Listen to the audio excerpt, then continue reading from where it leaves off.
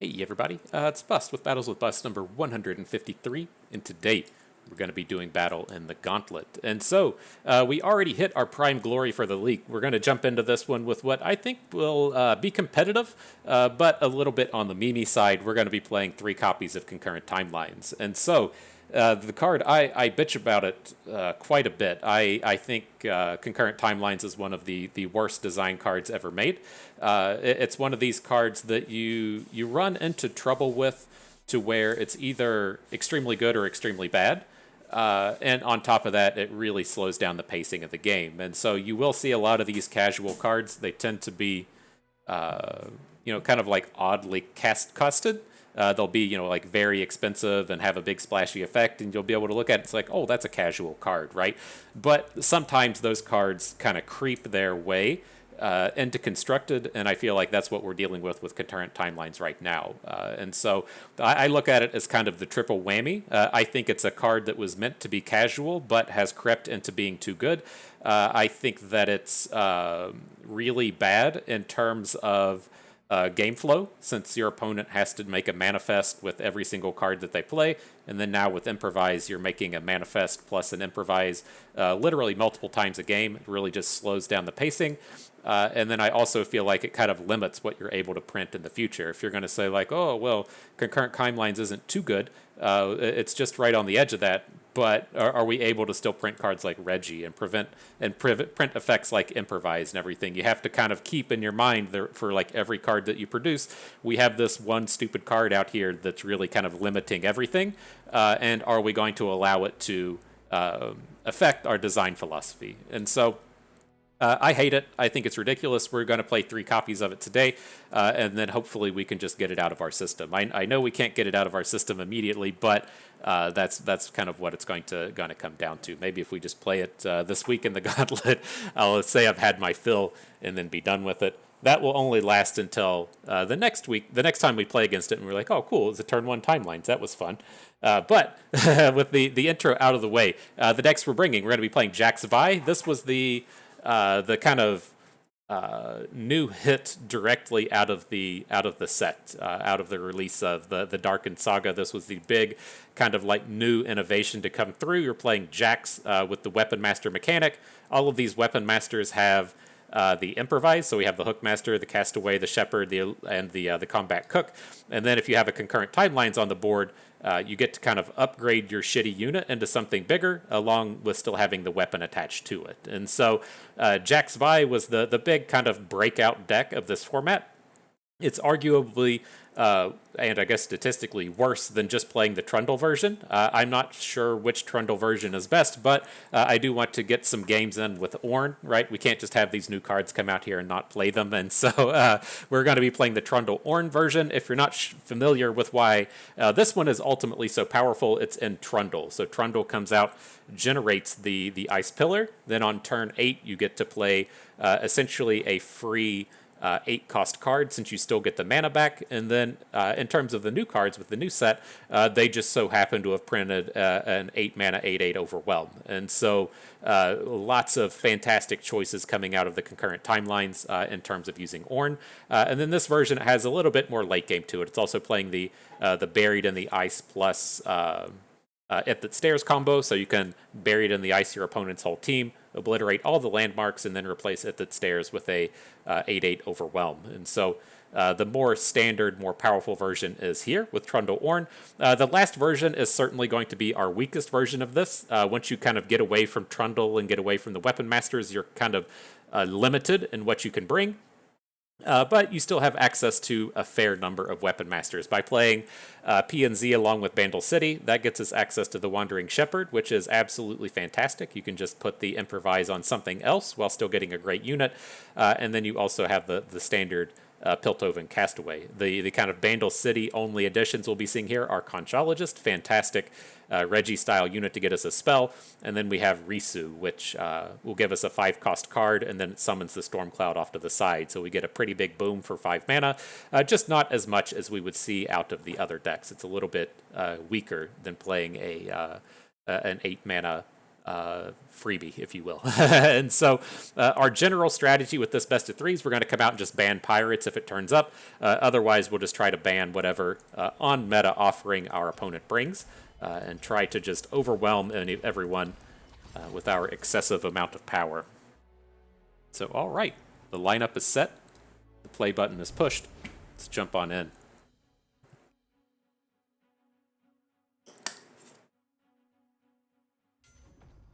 All right, so what do we got here? This is a fairly slow lineup doing similar things, right? He has the... oh, he's not playing the Timelines. He's got Jax with the Ornn. This is just an actual weapons deck. I think I'm okay with letting that stand. The one I'm actually looking to ban out here is going to be Sea Monsters. I feel like as the game kind of like trudges on, we're not able to win fast enough, and then they can actually play legitimate big threats, right? Our units are big, but they aren't Nautilus big. And so I think this is a safe one to take out. Our abilities work reasonably well up against Darkness. We just get, they're kind of a damage-based removal deck, and we get the chance to grow bigger than the Darknesses can deal with. And so hopefully it turns out. My strategy with all these Timelines decks is you have to hard mulligan for the Timelines. We can survive reasonably well without one, especially if we're doing battle with the Trundle version. We can get ourselves into, you know, turn 5 and turn 6, and we miss out on a lot of value, but we still get to go to turn 8 and drop the big ice pillar.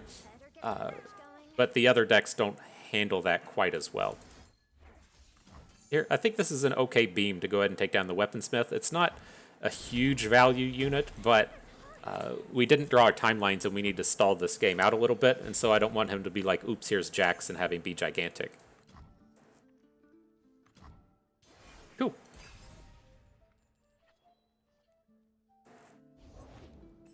Ornn's Forge. Sounds good to me. Doesn't have any allies to be forging. All right, so what angle are we going to take here? Do we want to just go ahead and drop Viktor, or do we want to improvise our Caitlyn? I think if we want to drop Viktor, then we just open attack. It's pretty easy for him to just add a big boy this turn if he wants to play like the combat cook.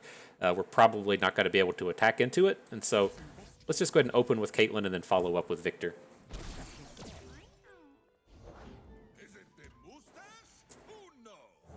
It's a Braum.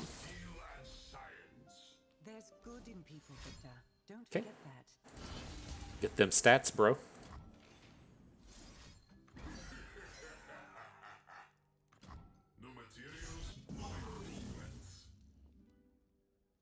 And Challenger.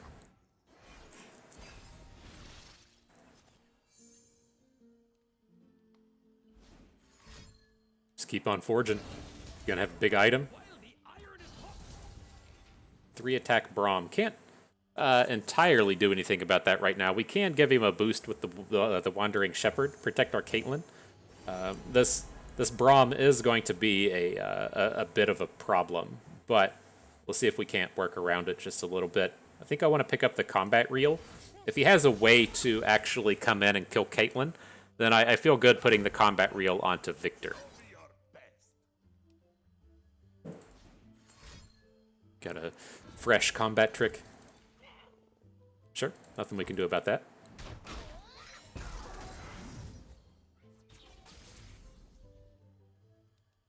All right, no other plays for the turn. I guess I could see an argument for cycling this Pokey Stick. Probably not going to get much value out of it. We would like to find a Timelines. Like, this would be a nice time to at least pop off a Timelines and drop Risu.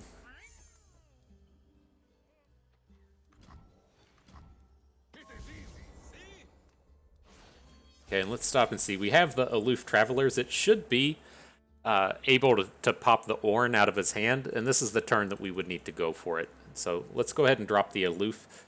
Our attacks are all pretty terrible as it is. Got a Colossus out of hand. Oh boy, he might still have Ornn for next turn. This game is not going well. Okay, he's valued up on his too big. GG. You've taken us down, Braum. Your stats were too big. Your poros. non-existent. Alright, let's try it again. Let's see if we can't fare a little better against darkness. But this is one of the, again, like my big problems with timelines is the win rate that gets associated with it as well. I haven't seen the stats on it in terms of how often the deck wins when it has the timelines on turn 1 compared to when it just doesn't draw it. But it has to be drastic. It has to be pretty crazy, the difference between the two. But here, we picked up the timelines to start with. I wanted to look for a little bit of early curve. I'm okay to just lead in with Caitlyn, but I wanted to have something. We found it. We got a Conchologist into the Castaway. We'll see if we want to actually play Caitlyn. I'm not really excited about her. She's not fantastic against Darkness. She's more of an anti-aggro tool. But we'll see. She might make her way down.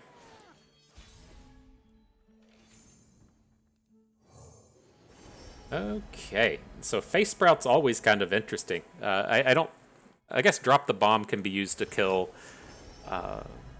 Twisted Catalyzers. So that's probably a reasonable takedown. We'll take the Catalyzer of our own. Maybe we'll start hitting on start hitting on some of these.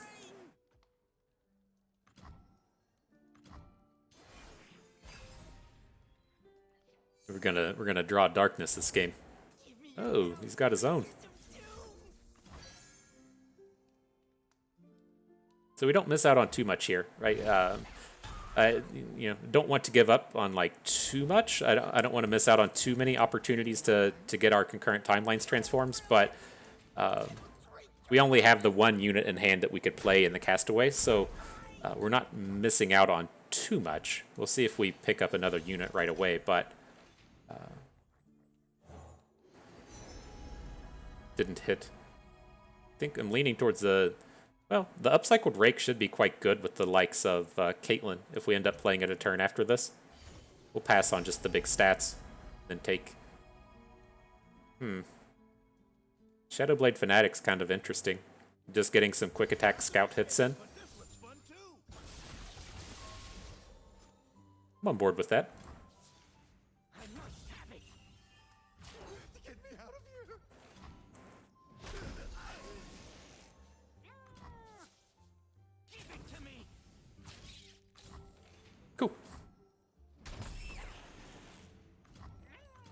Now we just need to draw our cataclysms, right?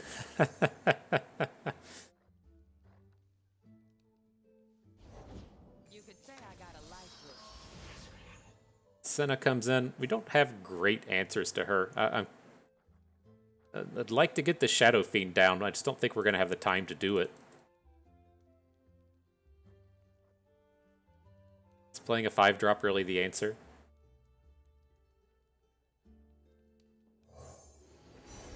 See what happens. Not the greatest collection of units.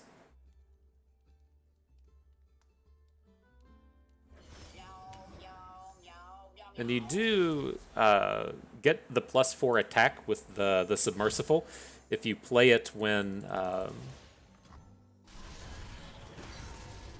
you have that 10 different cards played. So you can get some value that way. We didn't go for it here. But it's something that you can look to go after. This game is not going well, though.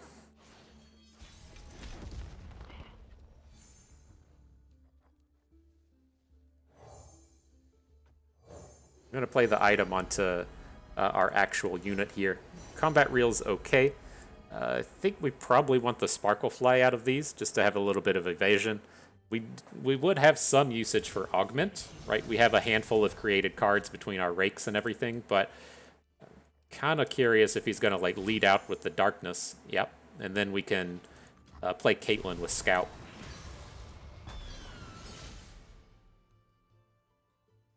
Well, what have we here?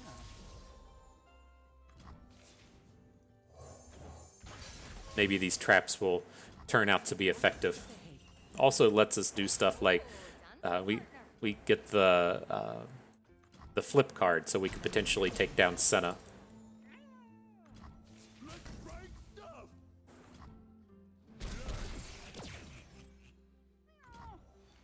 All right, That was a fairly aggressive turn. Got an extra henchman with the no block there. So right, if he attacks, we have the opportunity to Peacemaker plus Mystic Shot to potentially take Senna down. She's right in there close to flipping, and so we might need the Pokey Stick as well, but let's see if we can kill her with just 2 cards. Rip Caitlyn, you fought valiantly, but we need a little bit of help.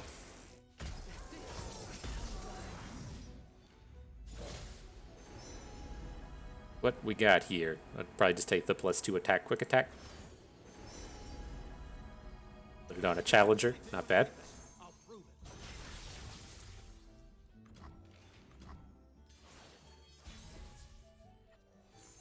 All right, and so is this going to be our time for Viktor, or do we want to... We're like 100% going to make a scout attack this turn, right? Maybe we just go ahead and put the Rake onto the henchman. Make him react to that. Like, if he has to play a big removal spell, we can just put the Rake on the other henchman. And then ideally, we'll still get a big secondary attack here.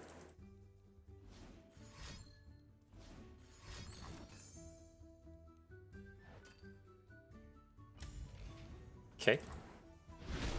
I think we can kill through this. He's only got 1 mana left. Oh, you can't equip this item until next round? God, what a dumb game. I never realized that was an actual thing. All right, Reg. Let's see what you can do for us. Arena Battlecaster will give us a ton of stats. Now we can play the Shadow Fiend without losing it. Let's get Viktor down first, though.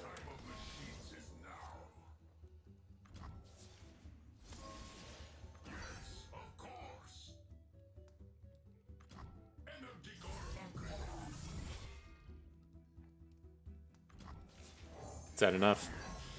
Did you all math that one for me? Neg 23? Perfect. I did those finger maths. I got it. All right. Nice recovery, deck.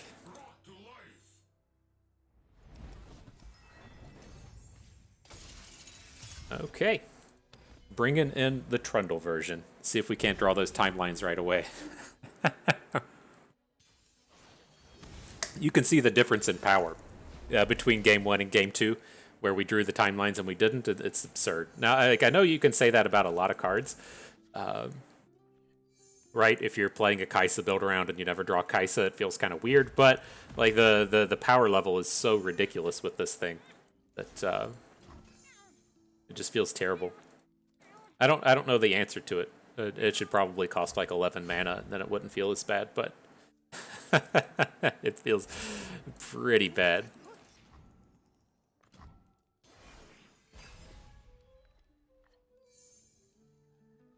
Reasonable collection of bros. About to get a lot of upgrades here. Let's lead off with the Wanderer, just to go ahead and pick up a that spell. Do we want a Drake Hound? I don't know. It doesn't seem very good.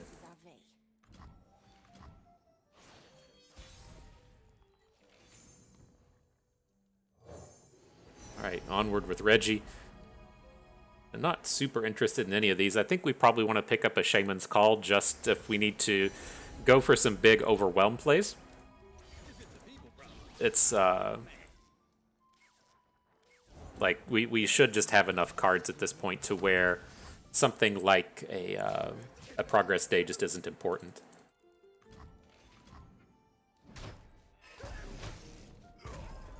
Seemed like opponent was having a lot of fun there, letting me sit through 4 manifests. It's fun for everybody.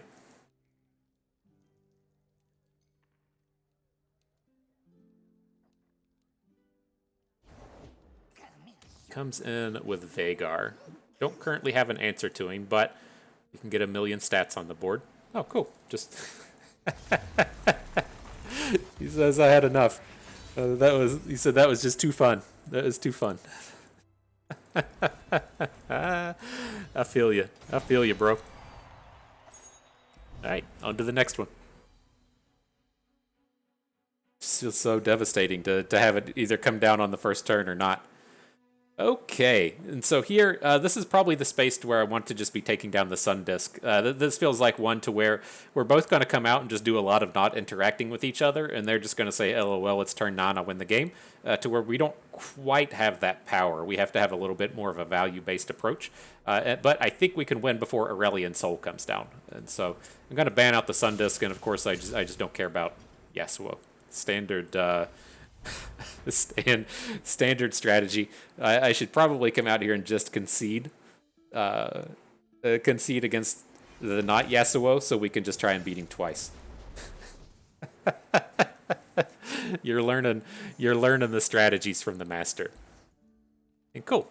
Starting off with concurrent timelines. On the evens, I think we can get rid of Caitlyn. This is another deck that shouldn't be particularly aggressive, and so let's mulligan that away and just look for a 2-drop.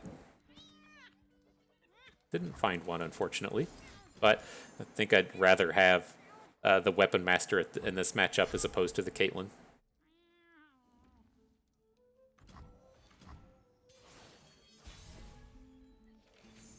Nice. Learn from the Master.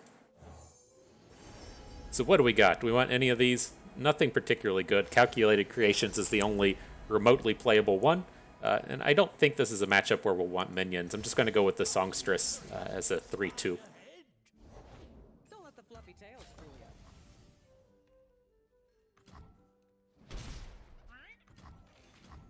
you.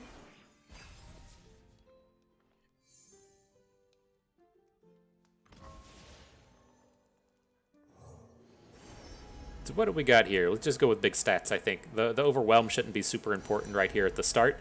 And wow, that's a decision. Do we go with the big dragon with the faded, or do we go for the elusive? I think I want the elusive here. We can put some created cards down if we want, and this should be punching in damage fast.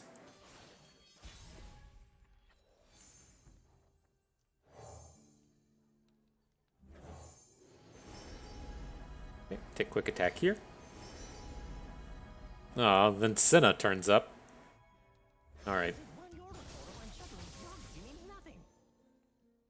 Oh shit! I was thinking that the Improvise was going to go in. The Senna would be much better here than the Endless Devout. I had in my head that was going on to the Songstress. Or I had in my head the Songstress was also converting, since that's where we put the. Okay. I thought the Songstress was converting because that's where we put the weapon.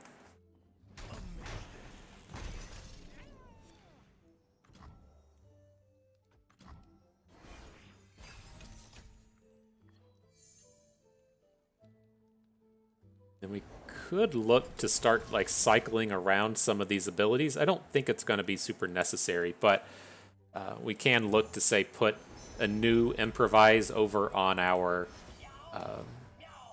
Nyandroid and then replay the equipment to get a little bit more going on the turn. And I wanted the Neverglade Collector, just the drains are quite powerful.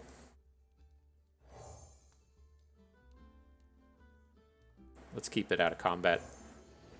So here, Scout works for me. Not the greatest collection of Scout units, though.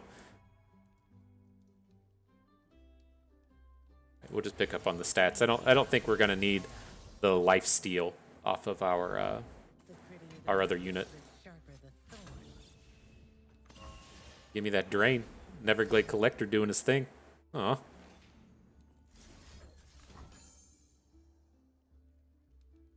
Okay. This is not bad though. If we get to make trades with the Blade Twirler, I'm pretty okay with that. I want to hang on to our Thermogenic Beam for a Yasuo, though. I don't think it's quite worth the takedown with the beam. And then if he wants to block our Collector, we can now take it down with a Pokey Stick. But all in all, feel pretty safe here this game.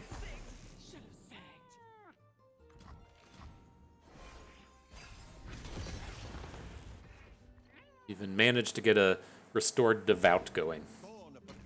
Pretty cool. We can block. Let's drop Reggie and then hit him with the beam in terms of Swain. Pick up a Shock Blast. I don't know how big Warfrat's going to be, but 2-3, not bad.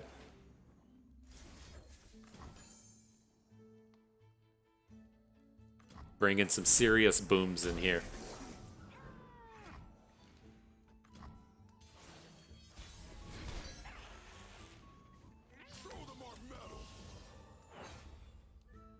Free scout attack.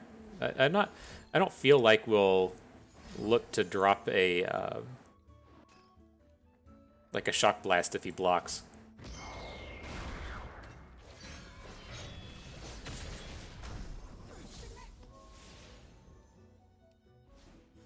What you got? More stuns? Sure.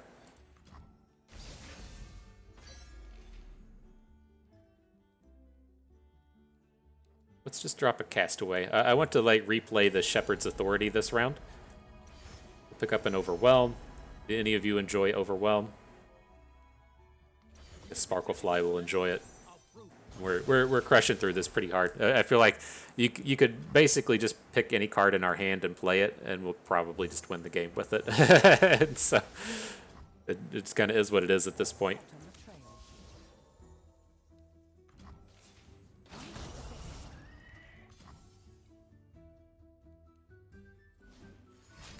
Another stun. Uh-oh. Sure.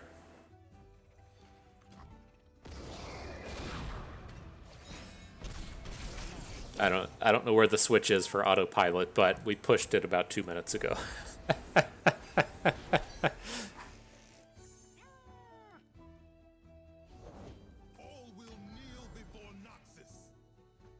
Okay, you're gonna get a mini morph. Crowd favorite. All right. No problems.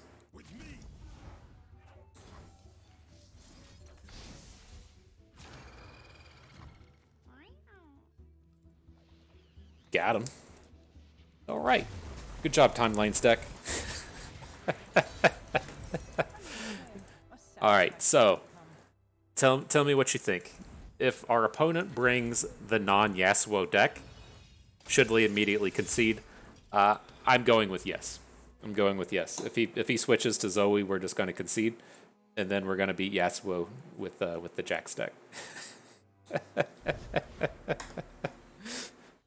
You're learning top tier strategies here, okay? All right, he didn't make us do it. Fair enough. No timelines in here. Let's take a mulligan. There we go. We even got two. Better, way better than just one, right?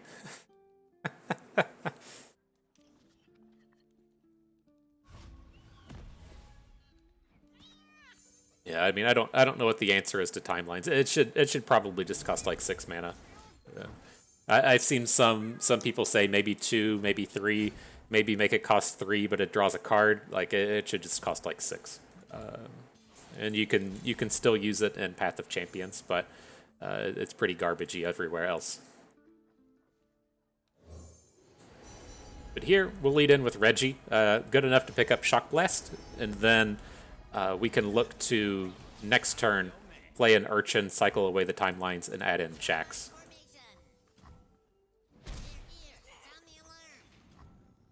This? Oh, it was most expensive unit. I thought it was most expensive card in your hand that the lookout cheapened.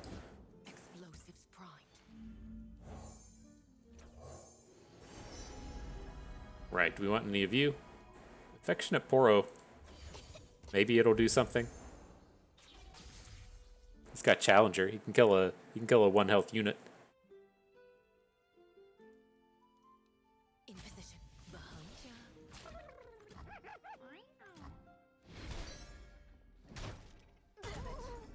Got more stars than years and got a lot of years. Welcome to the board, Jax. Okay. So I don't think we want to open, especially now that we picked up the Blades of the Fallen. We can just protect whatever dies. I'm not going to do any healing with Stargazer. We could get some value out of Professor Von Yip, though, especially in terms of Blades of the Fallen unit. Oh, you're a 2 cost? I just assumed you were a 1. At least Zonite Urchin's here to party. Watch your back. Through the trees.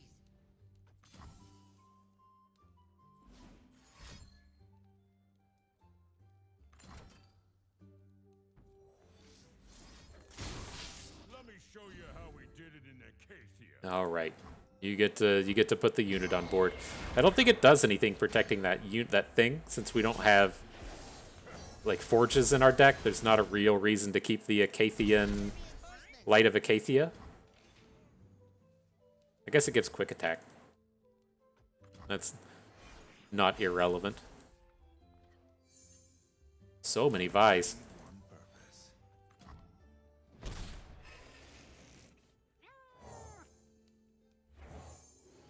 Give me that fresh 1-drop. Weaponsmith could be useful at some point.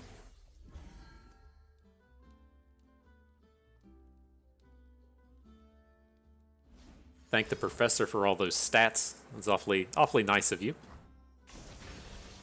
Now we have an equipment to discard to parts made whole. One girl wrecking crew. All right. Let's get a big old open attack in here. Ooh, and a challenger.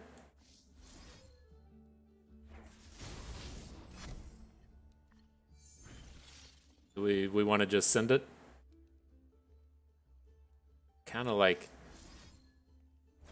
just like forcing his hand in terms of like protecting our Von Yip and protecting our Green Glade Lookout. Good chance he like stuns out of this combat and we don't get to kill Yasuo, but all of our good value units still get to survive here. And a lot of this stuff we have is quite relevant in terms of getting a forge for Jax. If we play another 1-drop and get the bonus stat, the Green Glade Lookout making stuff cheap. Now Jax is a 1-coster, and he's going to come down and get the +2/+2 plus the forge. That's the way I planned it. That's the way I planned it.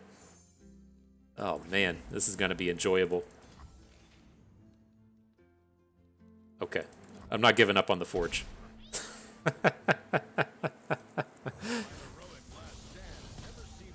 Not giving up on it. You're so big, buddy. I go where the road takes me. Okay, get rid of Reggie. I'm looking to just make a big open attack next turn. So we'll discard Reggie. We're going to play Vi. And then he's only at 7, so our units should hopefully do it. And then if they don't, we have a Shock Blast to do a little bit more damage.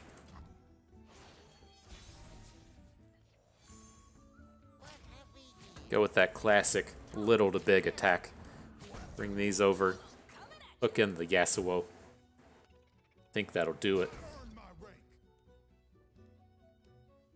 Neg 10 coming at you. You need some stuns, my dude. Nice. Love 2-0 in Yasuo. I feel like we should have. If that other deck came up, that's the strategy we'll keep. We should probably keep that for every Gauntlet. Just concede to the non-Yasuo decks so we can try and beat him 2-0.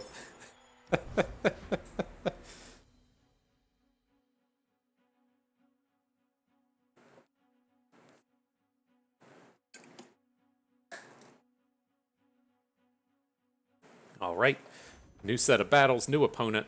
What do we have here? We got Kane Gwen. Curious to what's coming from there. Annie Bandle City, I would imagine, is some kind of. I mean, he's played Gnar. It's probably some kind of like pokey stick heavy control deck kind of thing. I think we're okay with dealing with that. And then they have the Jax Vi Timelines deck like we do. And so I'm going to ban their Timelines deck out. We're not going to play any Timelines mirror matches today. I haven't been too impressed with Kane. He probably just needs a little bit more time for someone to figure out a good place for him, and he might need a little bit more time to get an additional cultist or two, but I haven't seen anything that worries me about him at the moment. But the meta is still quite warped because of pirates, and so like a lot of the Kane kit is 4 and 5 cost units, like that Noxus thing that costs 4 with quick attack, the 5 cost scout unit with tough. It's really a struggle to make a deck with a bunch of 4 and drops and then a 5-drop Kane in a format full of pirates, and so it's unfortunate there's not another best of 3 option that isn't Gauntlet, to where you could potentially come in and just ban pirates and not have to deal with that stuff, but it's not the world we live in. So we tried to find our timelines, didn't find it. It's still okay if we don't find it until turn 3, at least with this deck. We miss out on turn 2 with Reggie, but even if you assume I have to play a unit on turn 2 with the timelines, then you still get 6 draws at it, right? We don't have to play it on turn 1. We can play it on turn 2 and then follow up with Reggie or follow up with Conchologist in this deck, and we didn't really miss out on too much. But the draw here is not cooperating for it. I think we should get to digging, and I think we're going to be here for a while against Kayn, so I don't really want to discard this treasured trash. I think we can discard Risu and feel, you know, reasonable.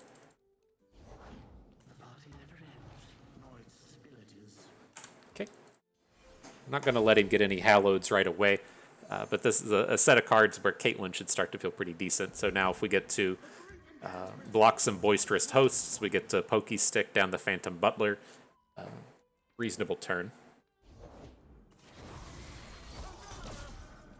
Interesting. That's a way to get some Halloweds out.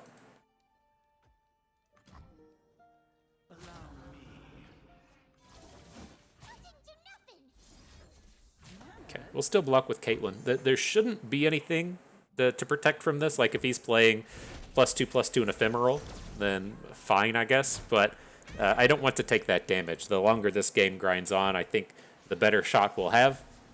We do still have to worry about something like a Harrowing coming down, but I think if we preserve our health total, we're going to be in tip-top shape. So now we picked up a Timelines on turn 4. Not terrible. Load up Caitlyn. Say maybe we'll hit Scout. That would have been pretty sweet. Didn't find it, but good collection of cards.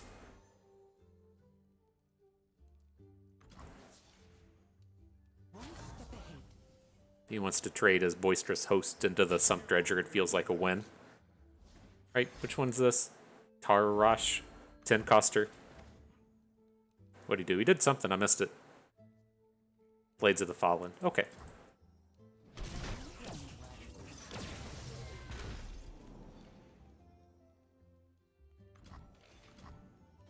But yeah, we just need a bit of time. We can prevent a bit of this if he doesn't open. He opens. Alright. Prevent the big hit. I mean, it's just an extra 2 damage to take down Gwen. Maybe that's the angle to go for. Alright.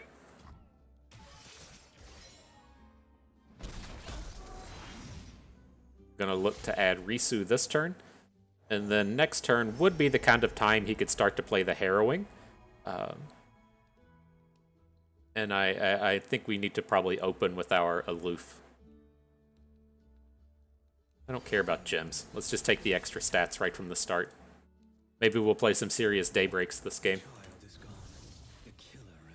Okay, alright.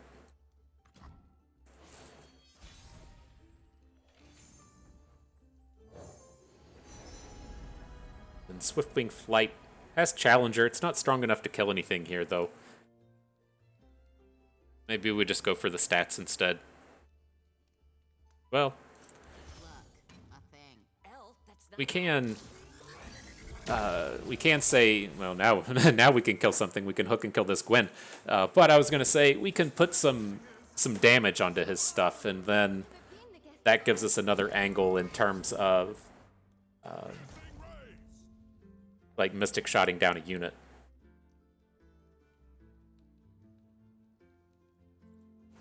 Do we want to play the Pan? I kind of like banking up a bit of mana here.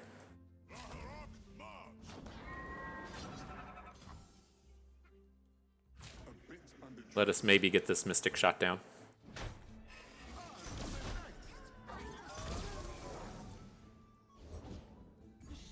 Okay, he's down to 1 card.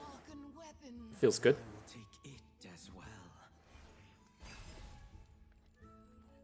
Tried our best with the Aloof Travelers. Hopefully we don't just get boomed here. Eternal Dancers we can block and kill. Okay.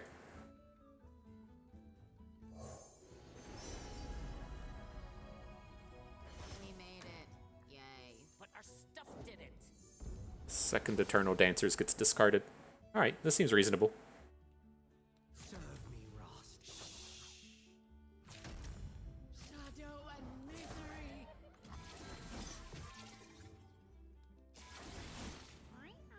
So we have to come in and kill the Eternal Dancers. I guess it can block in... No, if we block in this way... Well, we still have a... We're going to have to Mystic Shot this unit in the middle.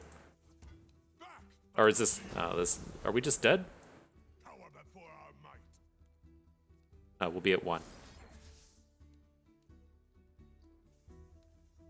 Hang on. No, just Gwen's dealing 1,000,000 damage. Why did that...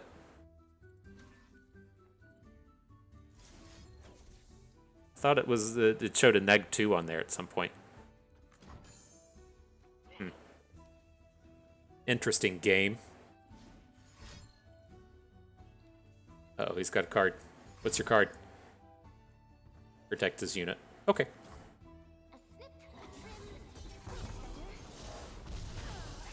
So he keeps his Eternal Dancers, but he doesn't have any combo cards with it.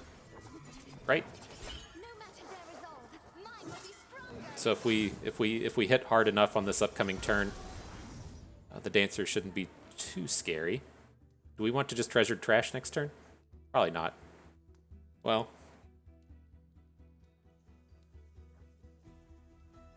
You can spend 1 and still Treasured Trash. It's just... Our cards coming out of it are... They're just so random. Just so random. Alright, let's just go big. Pick up the combat reel for the spell mana. See if we hit a... Oh, we don't hit anything. We already played a unit this... Oh, we played our discard thing this turn. Okay, that makes sense. Still good.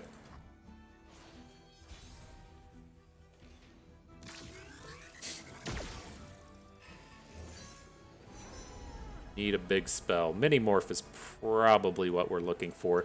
I think... Right, if we end up mini-morphing the Eternal Dancers, we can just kind of deal with Kayn.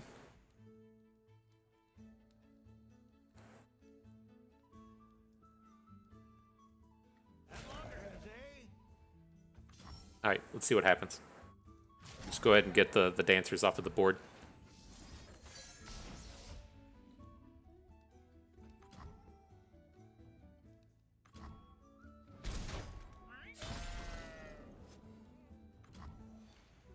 Okay, so the Kayn can flip now, but he's pretty hamstrung in what can potentially happen.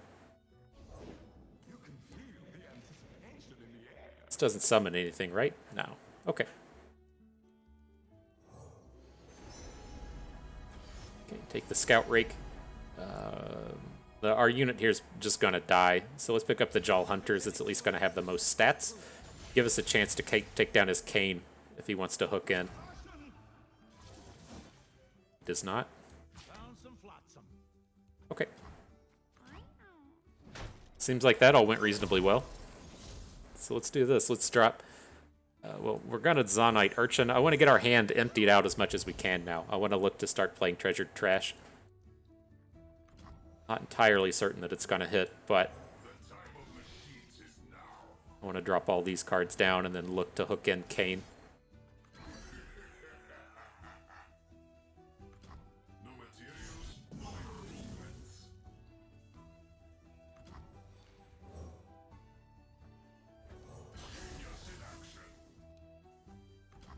Alright, then a 2-bank from here. Sure. So I'm going to look to make an open. I don't... Who did he hit? Gwen?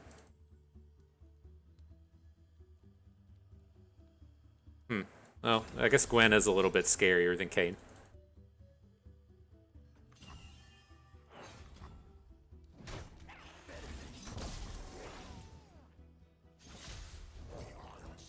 He's got a big old 10-10 now. Uh-oh. I guess we gotta win the game quick. We gotta do something fast. What does he even do? The first time I attack, fill your attackers with revived ephemeral copies. Okay, it does something, I guess. I stopped and decided what it did. It was something. It does something.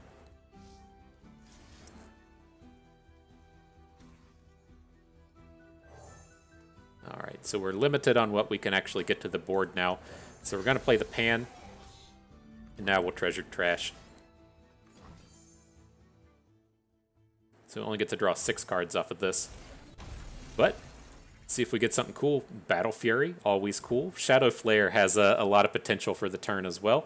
Do we hit any units?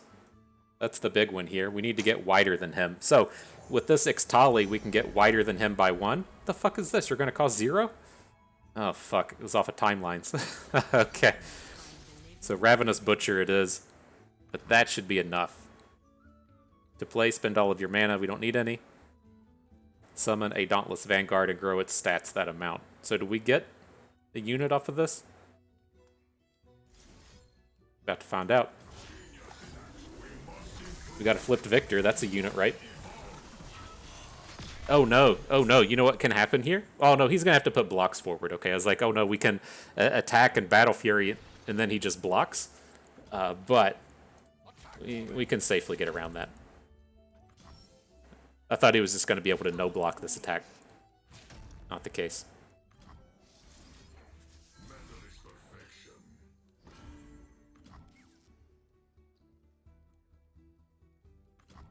Nice. Good job, deck. Good job. Oof, that was close. You all probably didn't think we were going to get that one. Dude's out here playing 10 mana units on us.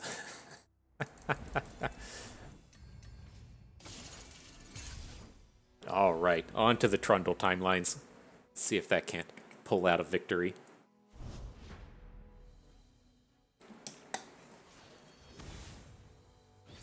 On to the Annie deck. Curious what's going to come out of this. Seems like it would be like a real grind fest with conservatories and everything. Oh, shit. I wanted to full mulligan because we didn't have a timelines, and I over-clicked the combat cook. And so I came back to click it, and then I just accidentally clicked the castaway, and then pushed the button. This is bad. This is gotta hit a timelines. Uh-oh. All right, let's get to digging. I think I want to probably hang on to Ithit Stairs here. What's the worst? Just the Vulpine Wanderer? We're not going to be using it too early.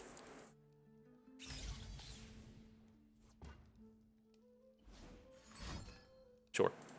Yeah, this is definitely a Annie Conservatory style deck. But the difference with the Conservatory and the gets built up throughout the course of the game, where our timelines doesn't.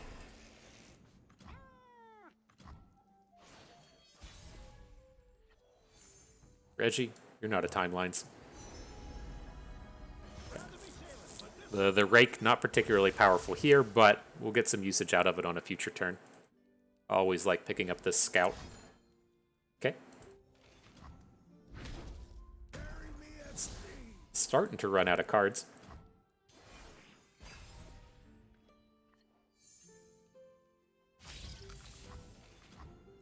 Doesn't open with Gnar. Play the aloof. Just cycle as much as we can and try to find the timelines. Got a Gnar discard, so his hand is very cheap at this point. I was curious if he was going to be opening on us with a Gnar there. He didn't. Okay. So with this amount of aggression coming at us and the high probability of burn coming out of this deck, I'm leaning towards just playing both Reggies. Oh, we drew a timeline, so we're definitely gonna look to Reggie now. Get a 2/3. It does a lot of work towards shutting down this board. Then with the 3 banked spell mana, we have these opportunities like Shock Blast. So feel good about it. I feel good. It's an awesome day for progress.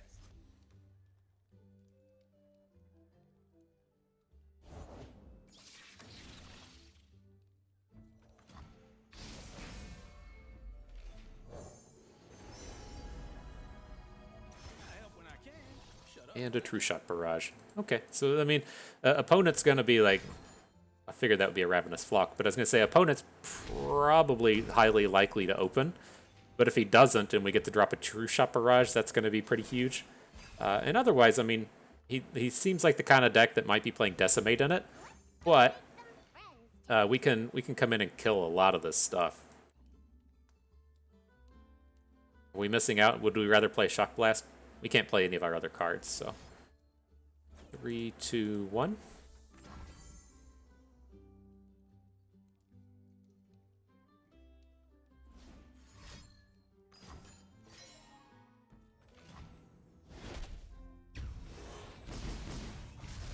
Alright, just need a touch more time. If one of these big 8/8s gets to come down, we'll be in a pretty decent spot. Only taking 4 here just drops us to 10, that's okay. I guess we only take 3 here, now we take 5. Alright. A little scary, a little scary. Curiosities lie ahead. To the world below.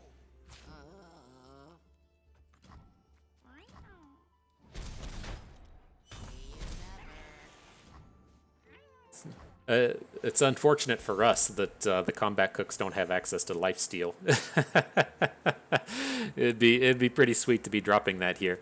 But what are we going to do with this turn? We're in a bit of a bind in that we can only really add 1 card.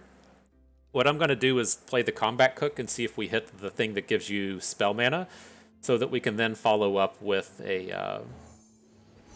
another card. We didn't hit. That's kind of painful. Camaveran Dragon's big, though. Picking up some drains. Not even I know what I'm cooking up. I think I want to switch his weapon to Scout and see if we can't attack twice.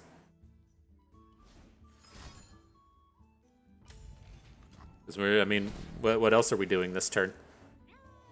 Not playing any cards, that's for certain. So let's see, let's go for it a little bit.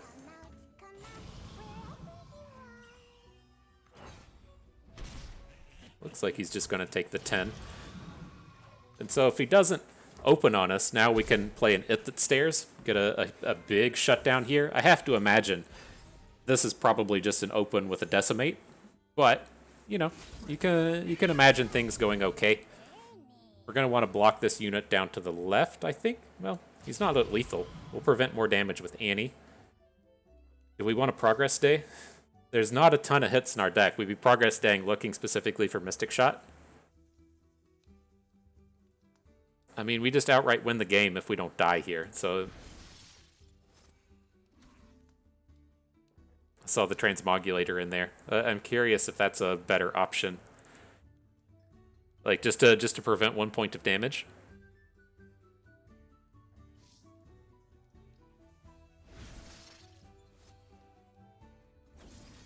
Right, if we prevent 1, that gets us out of Decimate range.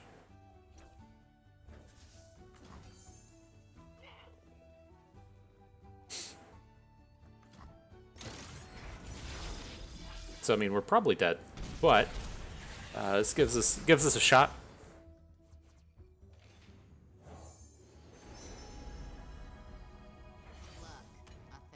Elf, that's not ours. He discards a Calling Strike. Okay, so no Decimates in hand. Doesn't mean we can't just get hit with like Noxus Blasts and stuff, but I felt like we took an angle to stop the most powerful thing that he could be doing.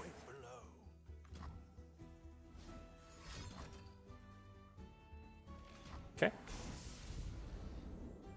So now the downside to our board is if we play It That Stares, we lose our dragon. We're going to lose our dragon anyways. Okay.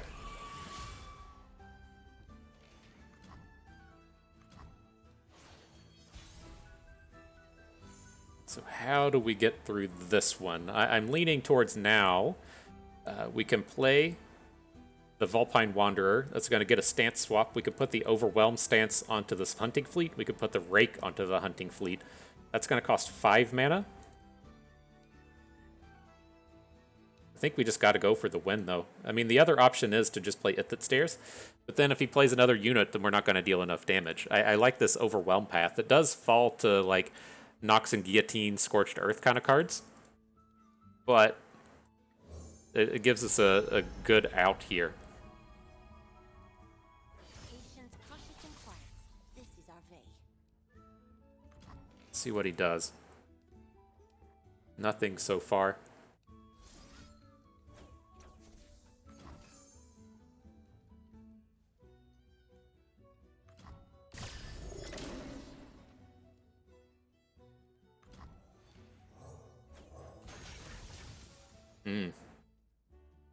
Many stats. I mean, even if he has we can't play any more Overwhelms. It's like, even if he has like a Guillotine or something here, gotten so close to lethal. So we can kill with the shock blast now, if he doesn't have a way to get us out of this.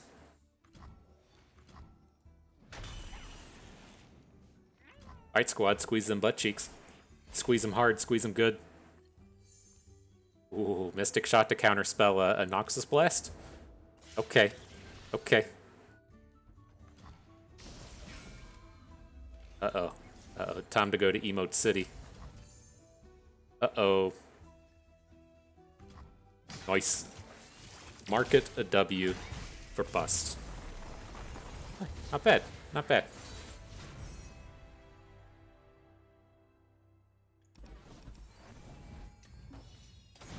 I knew we had it in us. Good job, squad. All right. It's the last one. The final battle.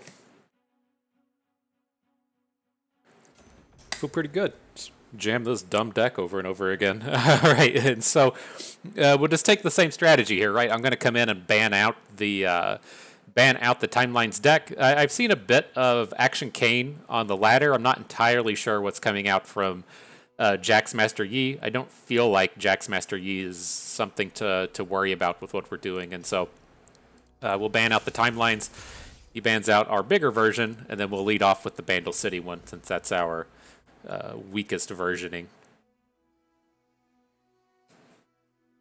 And I really wanted to bring the burn deck version of this. I really like playing Darius Scion, or Draven Scion, but it's wasn't quite there. It feels odd being like, okay, I'm going to play Concurrent Timelines, this ultimate value engine, and also play Decimate in the same deck. And so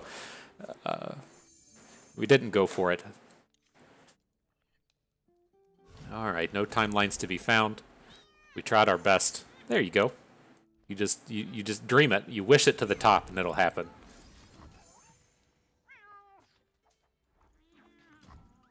I'll drop an emote for that, right?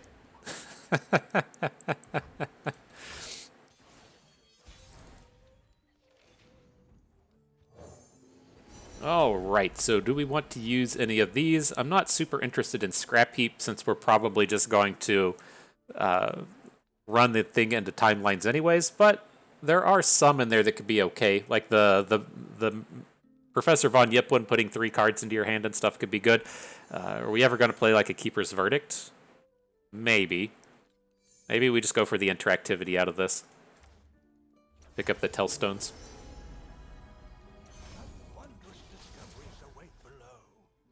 I wonder if this would be a constructed viable card. A Sting Officer that generates a Bandle Tellstones. I mean, I don't know. That's close. The Bandle Tellstones aren't very good. The Sting Officer is not very good, but there's no denying the amount of value that that combo generates.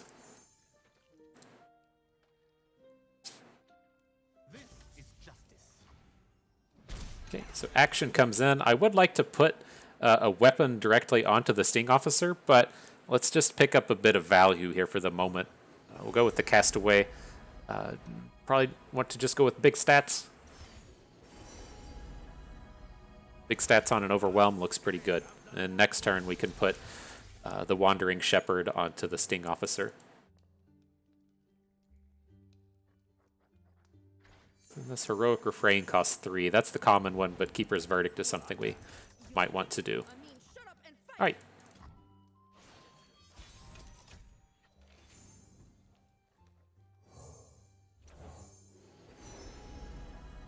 Just go for the big damage out of this. Well, I mean, the Overwhelm isn't going to be relevant on our elusive unit. The question is like, does this unit ever just get killed? And if it does get killed, how does that happen? Like, it would have to be a hook from either like a Merciless Hunter or from a Kane. And the Pan of Pain's not going to stop any of that. So let's give it the Overwhelm. In terms of good units here, Darkwater Scourge is pretty high-powered, but I think I want to go the elusive path here. Who knew we would be playing elusives today? I'm curious if they would ever feel the need to take Sparklefly back to 2 mana. If you're not familiar with his history, you used to be able to, with the Aphelios spells, it would just take 2-cost cards out of your deck, and so you could just specifically play Sparklefly, and then Aphelios would hit Sparklefly every time. And so they made it cost 3 mana so that that interaction didn't work anymore. And then a little bit later, they switched the Aphelios Moon Weapon to only hit random targets and not stuff in your deck. But the Sparklefly stayed where it was. It never got re-upgraded or anything. And so I'm curious if there's a world where it ever gets to go back to 2 mana. Because the thing I was looking at was I don't always want to play. I don't always want to play Kaisa with Demacia, and seeing like these double keyworded cards along with Lifesteal Elusive being very powerful. I thought that would be a great addition for the deck, but 3 mana is just way too expensive in a world full of pirates. All right, but we're looking pretty strong here. Like, he's gonna pop a Warlord's Palace and draw a card, but he's at 11. We have 2 Elusives and 2 Overwhelms, and then we have access to Hero's Refrain coming out of our hand. Like, how much damage is this? Ooh, and Risu's a big addition, though. Like 6, 11, 15, 16? That would go up to 20 with our cards in hand. And then he can only block with 4 health. Okay. Let's bring it. It's also interesting to note the Keeper of the Box isn't boosted yet. Doesn't have Lifesteal. Right, so this is a lethal. That's a lethal. He's going to have to play something.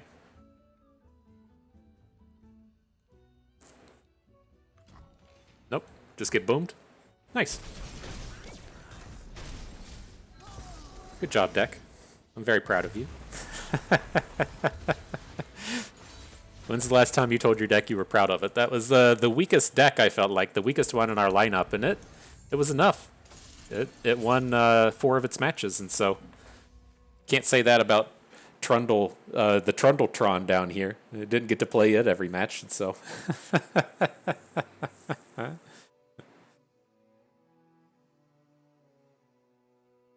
All right, who are you bringing now? Wonder if he ever just quits. It's been a while since I've had someone just quit in the final battle, but maybe he's feeling it. Brings the same one, Action Cane again. I didn't really get a grasp of what it was trying to do last game. I'm not sure what Cane really adds to the party, other than there's some strikes within Shurima.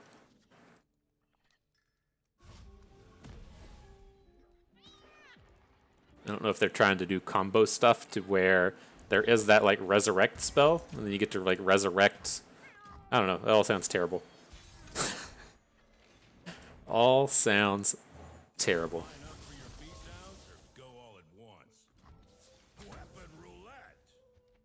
All right. Well, we don't have any weapons, but we got a Jax bringing some of that early heat. Must be nice living off stolen coin. Bring Reggie to the party.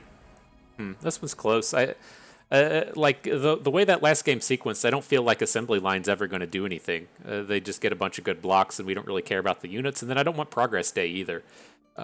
I feel like the game should be over before Progress Day is relevant. I'm just going to pick up the Anomaly and see if we just high roll into something. Get Pack Mentality on a good turn. Nothing high rolly about that. What's this? Summon Dark Enthralls.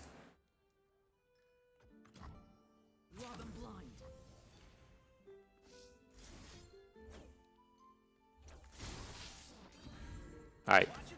Trade. Curious if he's going to have a Blades of the Fallen here. Nope. That seems positive. He's got this Dum-Dum on board. He can sacrifice stuff to it or whatever. I feel like there has to be more combos here that I'm just not aware of, but it's not enough for me to worry at the moment. Gotta take quick attack. Make sure the cooks can hit.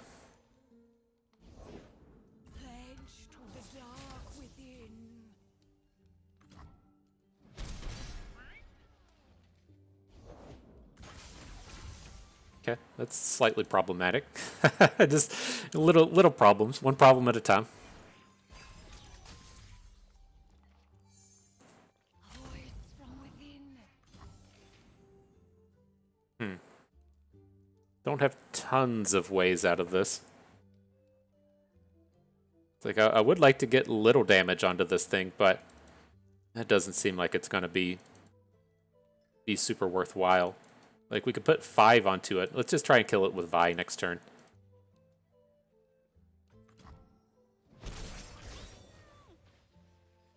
I'm doing this my way. Like, their removal suite has to be odd, right? You playing Shurima, you're going to have, like, a Siphoning Strike? I'm not entirely sure what this deck does, but shouldn't be able to do too many interactions with Vi. Then, oh, had a cat that needed to hang out. Then the other questions we start to ask ourselves are, do we ever try to like risk it to where we try to get him to keeper of the box block like a Jax or a combat cook, and then we start playing Vault Breakers?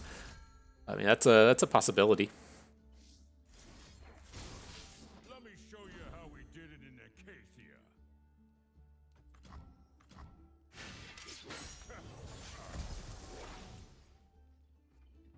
All right, you did a thing. Boomerang blade.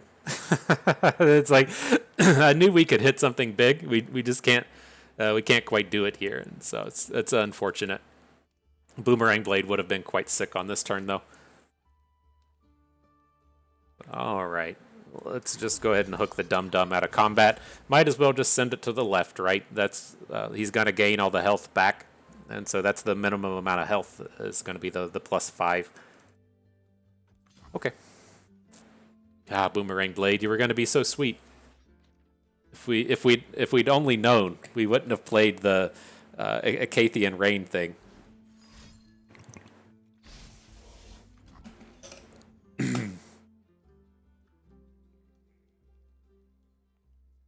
So how much do we care, right? Probably need to get this thing off of the board, but we do have another Vi in hand. All right, let's just continue to grind it out. I don't know. It's a little scary when they have the things like Zolani and they get infinite value out of these equipments, but I don't know. We have a lot of good cards here. We got Reggies and stuff, and I think the longer this grinds on, we should be the ones at the advantage and not them.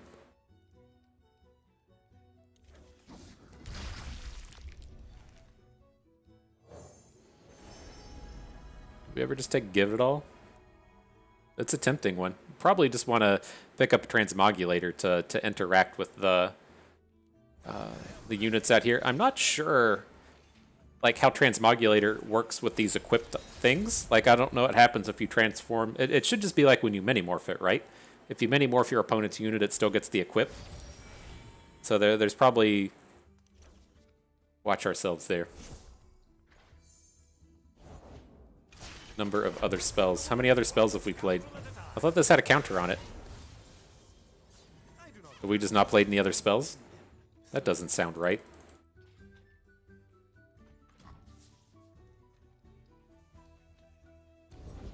They will fear my name and grovel before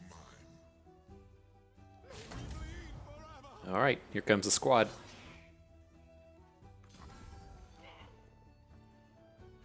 Too much salt. I hate traffic. There shouldn't be a ton that he's able to do here. Oh, that's backwards. I'm going to transform our little guy into our big guy, take down the cane.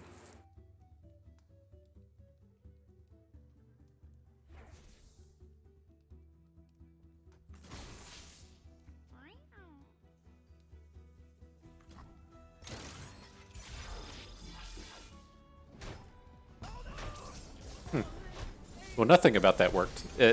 It copied the base version. Huh. Okay. I guess that's what happened. Oh, whoopsies.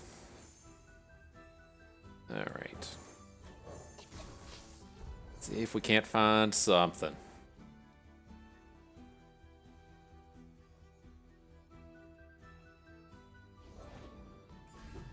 Giving enemies vulnerable doesn't seem that spectacular for the turn. See if Reggie can save the day. I don't think we need a quick attacking Vi. Expliterator. I think I'm on board.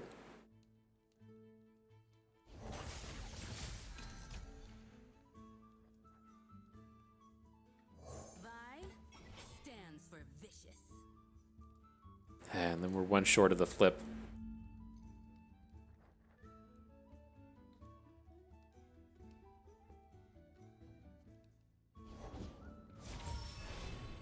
So do we even really care about the cane? I don't think so. How many times has he struck? Once? Still feels like I don't know. Maybe we aren't as powerful as the spot as I want anymore.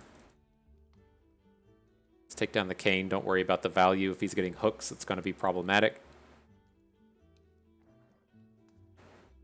I mean, the real problem here is just the +4/+4 equipment.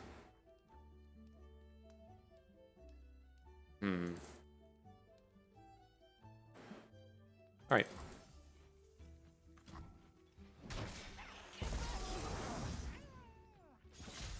But this is the other scary cards is Dark Enthrall, right? If we can get rid of the Zolani, that makes me feel a little bit better as well.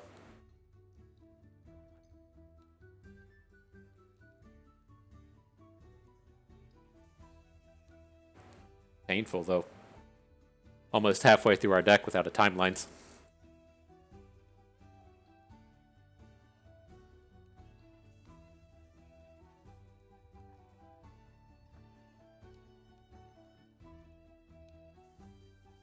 Oh my god, this cat has to move. It's like, yeah, I have I have 3 computers running in this room, and if I have to shut the door, it gets really hot. And she's like, hey, watch this. I'm going to go sit on your feet. Like, no, you're not, fluffy-ass cat. Get out of here. All right, she's moved. Life is all better. We can return our focus to the game at hand. It feels like I thought we were doing good, but now it feels like we're pretty far behind up to this one, and so maybe opponent just disconnected, and that's how we'll get our wins. We don't need it, man. I just want to play the game.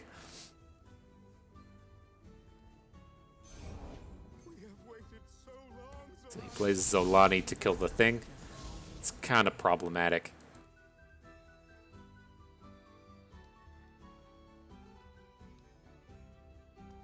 At least he should be kind of far away from actually killing us. Let's just get stats on board.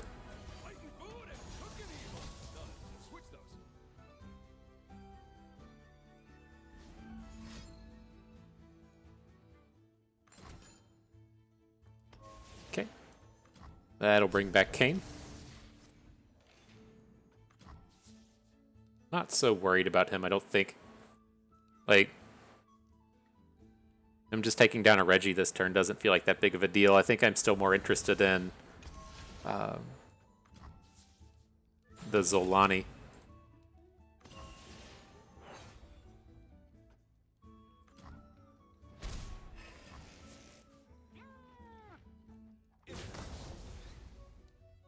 Alright, what you got for us, dude? This might also be a decent time for a Stand United to just throw something in front of Kayn. Oh, wow. The number of fucks given there was extremely low.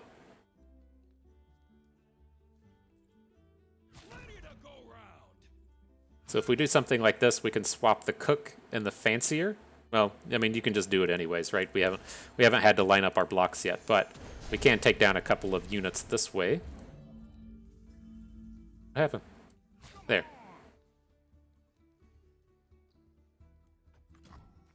So that'll give us a little bit to work. Oh, we were just dead. Oops. I guess we should have checked that number. All right. GG, I guess. Shouldn't say I guess. That's not very nice. The way you do it is you shake the hand, you say good game, you give them a smile, and then you walk away and bitch to your friends about how lucky they were. That's the way it goes for competitive Magic. I can't remember how many people I ran into that would get like super salty at the end of the game and just make it awkward for everyone. That's not the way you do it. Be a fucking adult. You have to you say good game, and then you offer a handshake, and then they shake it, and then you go and bitch to your friends. don't make it super weird. I can't imagine playing in a world of like Pokemon or Yu-Gi-Oh with a bunch of like preteens and teenagers running around. That has to have been like a miserable experience for everyone. At least hopefully they at least learned some life lessons in their competitive gaming. But can't imagine dealing with like grown ass adults that would be ultra salty and awkward at the end of a game. I can't imagine teenagers. I mean, I played as a teenager as well. What the fuck happened? All right, well, I restarted the game. We'll see if we get to play this. It got stuck on that loading screen, and so I'm not entirely sure what happened. There we go. We looked at our hand. There's no concurrent timelines. Take a hard mulligan. Still didn't find any. See what we can do against sprite name equals Jax here. Like an assassin playing Ionia, sprite name equals Jax. Uh-oh. Uh-oh. We didn't draw any timelines. Curious if opponent ran into the same problem. We're starting to see them rope.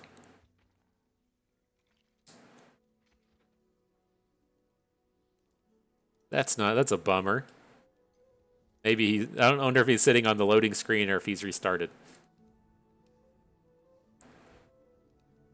This is less climactic than playing against the Poro bot in an expedition.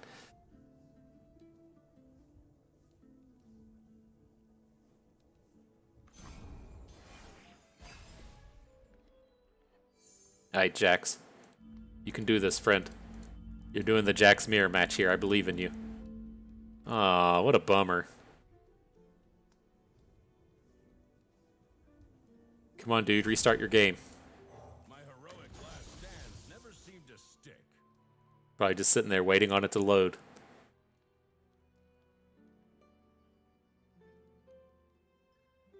Got a whetstone? Gotta sharpen my lamp.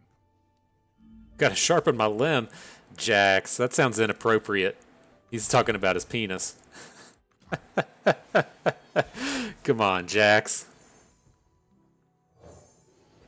Alright, let's get our aggression on. I think we want to continue with the quick attacks. Again, if he drops Master Yi or something this turn, it should be fairly unblockable. And then still have a Mystic Shot if we need to take care of some business. But seems like our opponent has been lost.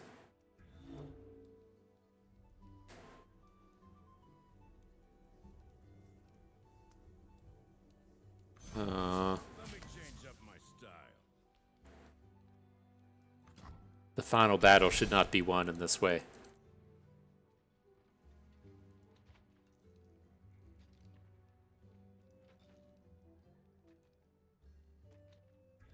Whew, this is almost as boring as people playing Ezreal Kennen.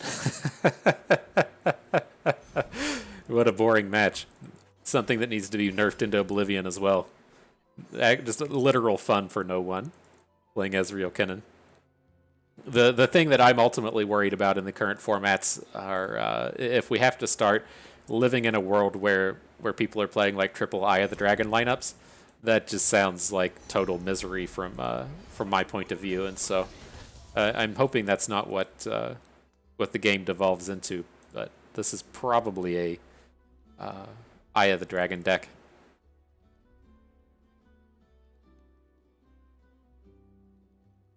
All right, well, I'm here playing cards. We'll see if this guy plays any cards. Probably not. Do we ever lose this game if he comes back at this point? That would be a bit of curiosity. Well, if nothing else, we might get to watch this Jax level up animation. that counts for something, right? Not even I know what I'm cooking up. All right. Well, I think we've done it. I feel like we've won the game. We've won the match. The victory is going to be ours.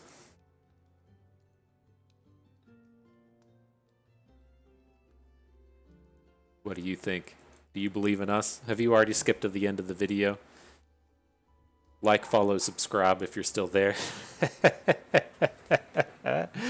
This is the video of the year. You got this high quality gameplay. This is worse, literally worse than playing against the AI. But that's the way it goes sometimes.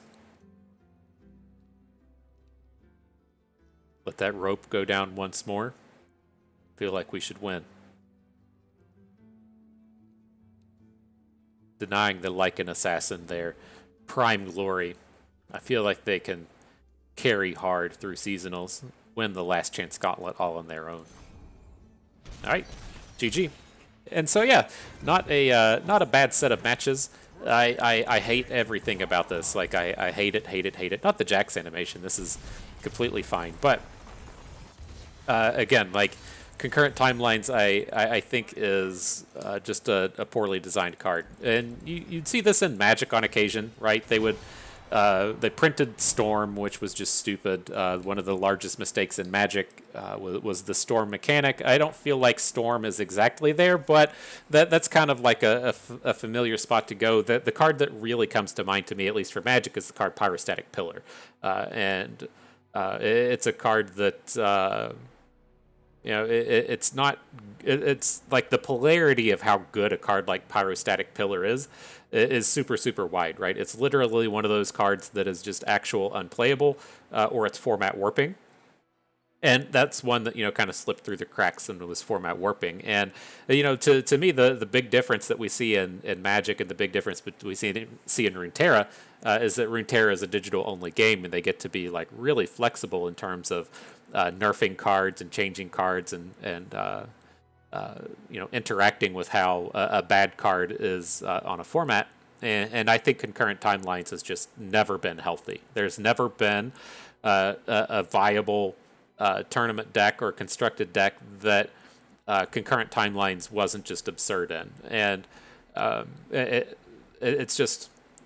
we've touched on, I feel like, all of the angles, but you could see in those games, I think that was like very, very clear in those games as to where I just spaced out in all of them where we drew it, right? It's like I was trying to focus on the games and make the commentary and talk about it and stuff, but they were for the most part irrelevant. It's just you get so much value out of a card like Concurrent Timelines that if you hit it on the first turn of the game or the second turn of the game, then you're just so extremely likely to win.